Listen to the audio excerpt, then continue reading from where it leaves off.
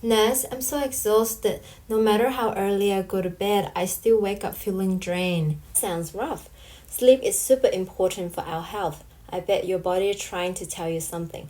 Let's talk about what happens when we sleep. I'm listening. When you sleep, your body rests, conserving energy and decreasing blood pressure, heart rate, breathing, and body temperature. At the same time, your brain remains active, laying down memory, restoring daytime mental functioning, and carrying out processes that lead to physical growth. Wait, so sleep isn't just about resting? Exactly. There are 5 stages of sleep and they all have different roles. Stage 1 is the light sleep where you drift in and out and it's easy to wake up. Stage 2, eye movement stop and you have brief dreams. Then comes stage 3 and 4, deep sleep, your heart rate slow and your body temperature drops. This is where your body repairs itself. And stage 5 is rapid eye movement or REM sleep, where your brain is super active and you dream. Sounds like a lot is going on while I'm sleeping. Yep, adults needs about 7 to 9 hours of sleep each night. But if you're constantly getting less than that, your body and mind start to suffer. Lack of sleep can lead to memory problems, mood swings, or even weakened immune system. Oh, I think that's me. If you regularly aren't getting enough sleep, your sleep loss adds up. The total sleep loss is called your sleep debt. For example, if you lose 2 hours of sleep each night, you have a sleep debt of 14 hours after a week. What else could happen if I don't get enough sleep?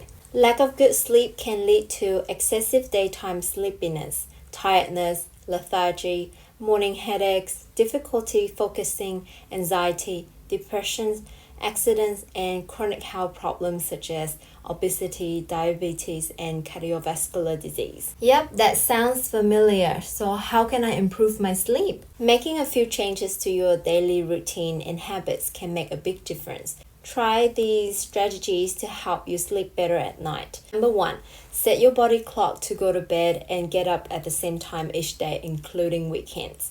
Number 2, wind down at bedtime. Have an hour of quiet time before bed. Switch off your electronic devices, read, have a bath, or listen to music.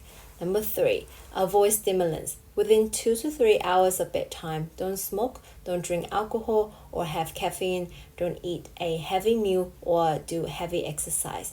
Number 4, make your bedroom suitable for sleep. Keep it cool, dark, and quiet, and use it only for sleep and sex. Number 5, reduce blue light exposure in the evening. It disrupts your body clock, causing poor sleep. So if you use your phone or computer in the evening, switch it to nighttime setting, or better still, turn it off.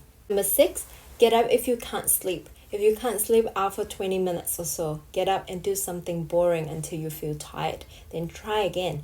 Don't lie in bed getting frustrated.